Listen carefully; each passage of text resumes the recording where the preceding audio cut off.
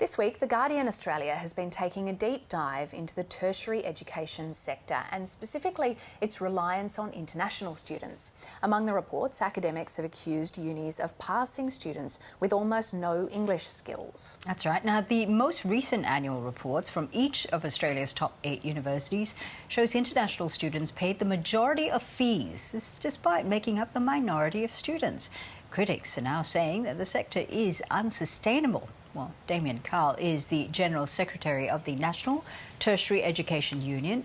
Damien, welcome to the program. Thanks for being here. Thanks for having me. Now, this does seem to be a model that's been in place for quite some time. We have, the fact that these universities charge very high fees for international students. International students are willing to pay for quality education.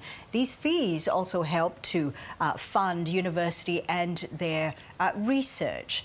It seems like a win-win model. It is, but there are deep problems within this model, and the main problem is that universities have become over-reliant on the international student fee market, which is highly volatile.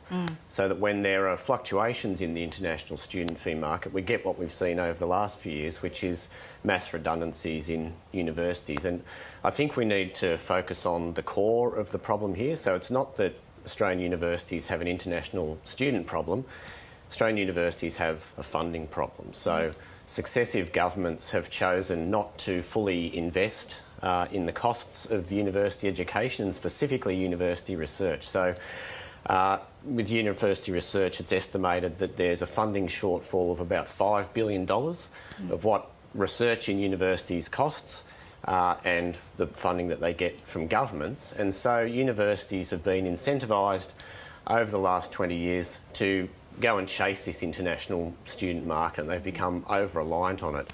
So this is really what's at the heart of this issue in universities. I think some people have called it the corporatisation of the tertiary education. That's right. The thing, though, when you reduce the foreign student numbers, there would be, of course, a need for increased government funding. There is a danger, though, of being dependent on the government of the day. I mean, we've already seen the previous government, the Liberal government, wanting to promote the STEM courses and therefore raising fees for the humanities courses. And then when we have another government coming in, then the universities would then have to adhere to their political policies as well.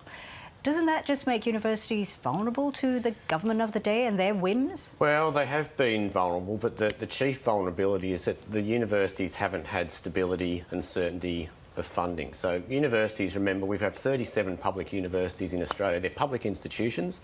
They're charged with doing teaching and research in the public interest, and so it's incumbent on government to fund them properly. And they simply haven't. But you mentioned another thing just when you were talking before, which is the corporatisation of universities. And this is another problem that contributes to these issues. So what we've seen over the last 20 years is the corporatisation of the governance of universities. So we have vice-chancellors who are the leaders of universities, often paid salaries of close to or over $1 million, so much more than the Prime Minister gets.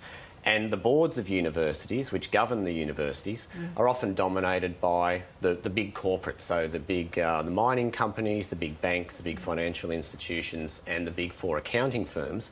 So this brings a corporate focus to universities. And what this means with respect to international students is international students are seen as cash cows. So they're seen as a source of income only, and they're just not provided with the resources they need, international students, to succeed at university, and the staff, our members, aren't provided with the resources they need to properly support international students as well. So we have a funding problem and we have a corporate governance problem in universities. OK, so we've seen in the federal budget it includes something like $1.1 billion in tertiary spending over the next 5 years or so.